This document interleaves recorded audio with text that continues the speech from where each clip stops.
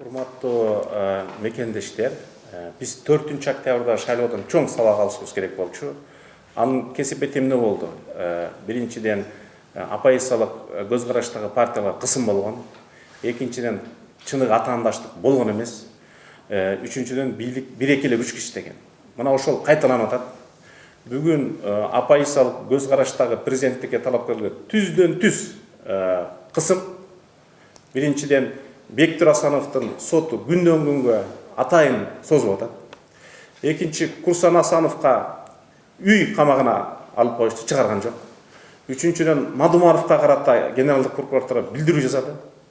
Төртүнчүдөн, андан башка 7 талапкерге Равшан Жээнбековго, Бектур Асановго, Үмөталиевага, Иманалиевго, Исабековго, Курсан Асановго, Сооронкуловага эң кызыгы демократияны коргой турган уюм кайра демократияга каршы чыгып, коалиция үчүн демократия борбордук шайлоо комиссиясына арыз жазыптыр. Бул өтө парадоксалдуу. Себеби буга чейинки демократия үчүн коалицияны жетектеп келген Эдил Байсалов, Динара Шурахунова, Төлөкөн Исмаиловалар адам укугун, адамзаттык баалуулуктарды, мыйзамдуулуктарды колдогон. Азыр жаңы келген жетекчилик тилекке каршы Эрик Рыскулбеков бийликти колдоп атат. Биздин билишибизче, бийликтин буйрутмасы менен оппозициялык көз караштагы талапкерлерге каршы арыз жазып атат. Демек бул эмне?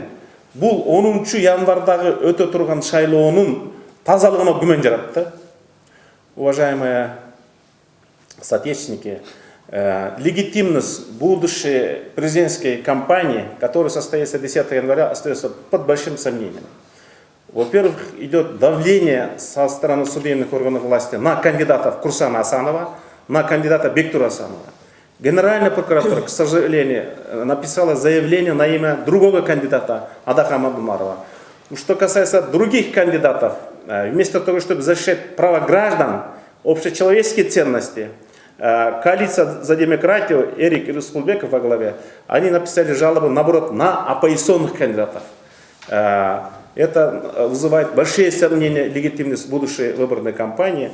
Во-первых, мы еще не получили статус кандидата. Да. Как получим статус кандидата, как начнется выборная кампания, мы должны четко придерживаться принципам закона.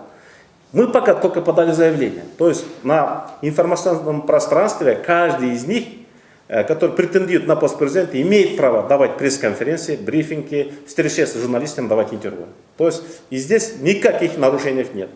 Во-вторых, то, что сегодня делается со стороны правоохранительных органов, судебных органов, это вызывает большие сомнения. Поэтому мы призываем, сегодня состоится 3:30 заседания Сенатизбиркома, чтобы они извлекли уроки из прошлого. Почему произошла катастрофа после парламентских выборов 4 октября? Потому что были нарушения вопиющие, недоверие, не было настоящих конкурентных выборов. Мы хотим стабильные выборы, мы хотим настоящие законные выборы, мы хотим честные выборы.